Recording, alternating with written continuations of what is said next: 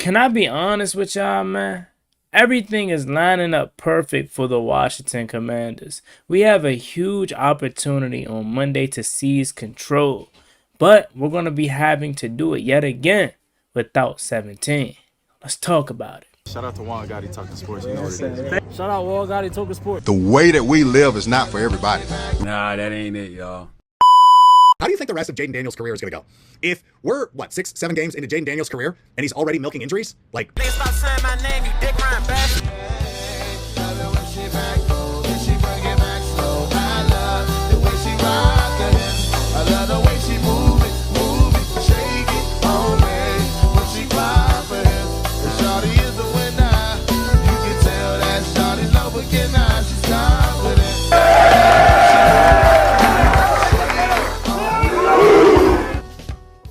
So I wanted to come on here on this Saturday evening and talk about how I personally believe the Washington Commanders have a huge opportunity right in front of them this Monday night. Look, we play the Bears. We know they're going to be coming in healthy. We know that they're going to be coming in fresh off of their bye week. They're getting their guy Kyler Gordon back. And we know that they want revenge for what happened last year. The Washington Commanders, though, have an opportunity that has now been opened. Shout out to the Giants for taking care of business on Thursday Night Football, destroying the Philadelphia Eagles, which prompted the opportunity that we're going to talk about here tonight.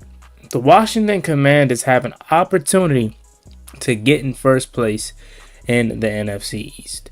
I'll be honest with you. I didn't think this was going to be the case. I thought the Eagles were going to take care of the Giants, which was going to ultimately put us a game behind them. But now we have an opportunity to seize and take control of the NFC East, because at that point, we would now be the only team in the division with no loss to a division opponent. Remember, we played the Giants. We beat them week 1. The Cowboys, they've lost to the Eagles opening night. The Eagles lost to the Giants. So we have an opportunity to get to a 2-0 start in the NFC East. We have an opportunity to be 4-2. And then the following week, we have an opportunity to go on the road and play a Dallas team that we can beat, and then be a legit 2-0 in the division and 5-2 in the record, which ultimately would give us some separation from the Philadelphia Eagles and the Dallas Cowboys. But first of all, you have to take care of business. It's one game at a time, and this Chicago Bears team, as I mentioned, is not going to be an easy bout. They're not going to be a pushover. The Washington Commanders are shorthanded again with the absence of Terry McLaurin and the absence of Noah Brown. And I'll be, again, honest with you. I've already expected this. I know earlier in the week, people thought that it was going to be a chance that Terry McLaurin plays because he was out at practice, and this was an extended week, given that we didn't play until Monday night. I heard that JP Finley and John Kine from you all was giving positive notions and signs that maybe it was pointing towards Terry McLaurin playing. And maybe he could go this week. But I think an extra week off gives him a square opportunity to play on Sunday next week against the Dallas Cowboys, given the fact that it is a short week. We play on Monday night. We have a game on Sunday. So maybe, having him play essentially 2 games in 6 days probably wouldn't have been smart. So they're just giving him this week off. But on the flip side, we are getting Sam Cosmi back more likely than not. I wouldn't be surprised if they decide to hold him out again for 1 more week, given the same reasons that they hold out Terry McLaurin. But it's looking like he may play and make his debut on Monday night, which ultimately would be a huge, huge upgrade to his offensive line. The Washington Commanders need to go out and prove that they're legit.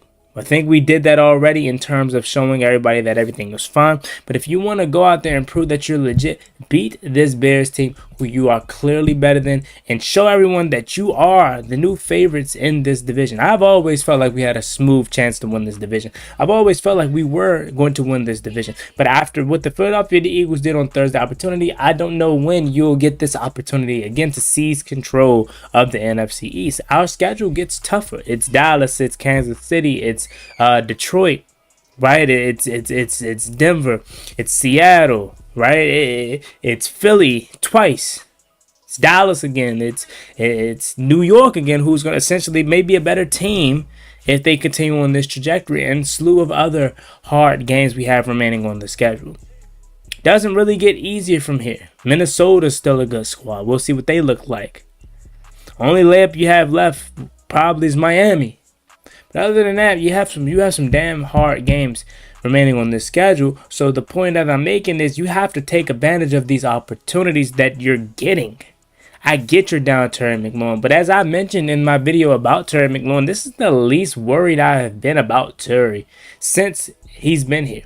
Remember in the past when we didn't have no Terry McLaurin, it was hell. It was like, man, we're down Terry work. We're cooked, bruh. Like, we have nobody else to go to. I do not feel like that anymore. I'm not trying to lessen Terry McLaurin's role because he's clearly still the wide receiver one on this team. He's still the best that we have, and he's still one of the best in the league. But I'm not geeking for him. And that's just me being honest. Deebo Samuel has been amazing. He's been a godsend for this team. And I think a lot of us felt like he would have been. It was the outside media. It was the teams, the fans of opposing teams and fans that just only think about social media that felt like Deebo Samuel was washed and he wouldn't have been a good fit.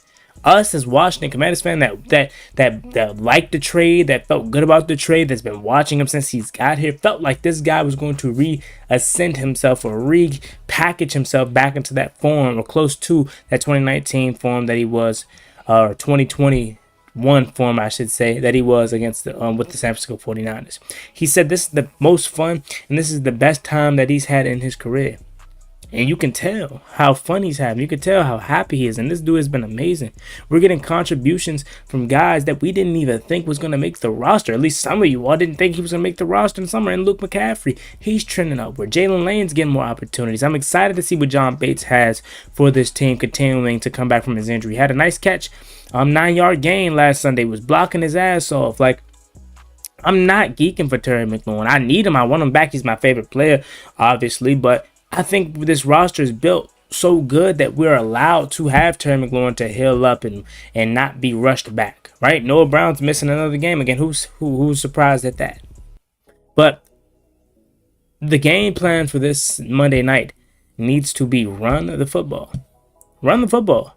Establish the run game. This is supposed to be the second best rushing unit in the NFL in terms of the Washington Commanders. Well, this is the 31st rushing defense in the NFL. One of the worst rushing defenses in the NFL. They would potentially be without Grady Jarrett, which makes this rush defense worse. Wouldn't surprise me if this is yet another Bill Murray game. This wouldn't surprise me if this is yet another Chris Rodriguez's game and J-Mac game. And Jaden Daniels using his leg. Word on the street is he was not practicing with the knee brace all week long, so potentially he may not need to play with it. And even if he does, you can clearly see, as he did in the Chargers game, did not let it impact him, did not let it slow him down. He looked fine. He looked regular. You know, so we have a huge opportunity, man. I cannot state how important this game is. I cannot state how big this game is. Hence to why it's Monday night. It's 1 versus 2. It's a Chicago Bears team that's on 2 games winning streak. It's a Chicago Bears team fresh off of a bye week, so they're healthy. They're ready to rock and roll. They're chomping at the bit. This is a Chicago Bears team led by Ben Johnson, who fucking stood us up. You know, I don't really like saying that word, but what he did to us was he treated us like a X, right? He treated us like a X, or he treated us like a jump that he ain't want. You know what I'm saying? Currying us. You feel me? And I ain't really rocking with that. We got our revenge versus Detroit, so you know he wants revenge versus us. It's going to be a hard game. It's going to be a hard-fought game. And I'm ready to beat the shit out the Bears. I really am. I had no smoke with the Bears. I still don't have smoke with the Bears. But they do. For whatever reason, they cannot stand the Washington Commanders. For whatever reason, they seem to always have our name in their mouth. For whatever reason, they are so insecure with their selection at quarterback that they want to cope with the idea of Caleb Williams being better than Jaden Daniels. And this is coming from someone that does not hate Caleb Williams. For that matter, he's from Maryland. He's from Bowie, whatever. PG County, went to DC Gonzaga. Like, I would love nothing more than Caleb Williams to be successful. Homegrown guy. But at the end of the day, he's not 5. And they can't stomach that. If anything, Bears fans argue with themselves. So I can't stand that aspect of it. And Adam Rank makes it no better. Did you hear what he said? Did you hear what he said? If you haven't, please do yourself. Actually, don't even entertain that shit. I was about to say, do yourself a service and go watch it on my guy Brandon Twitter.